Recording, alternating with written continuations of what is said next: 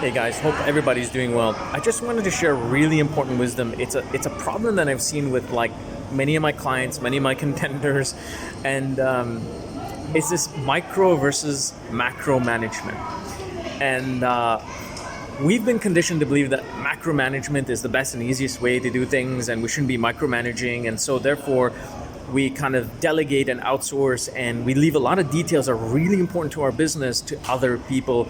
And that's not a bad thing, but ultimately, I encourage all my clients that you need to be a micromanager, and this shocks most people. And the reason being is that you need to understand every single detail in your business.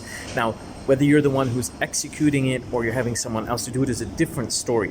This is where processes and systems come into play, and it's governed by a strategy. A strategy gives the direction, the process and the systems keep the controls in place in order for you to do that.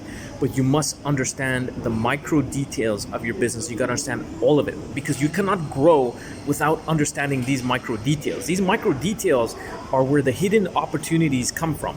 And consistently, I see CEOs and leaders who they're stuck with all these blind spots.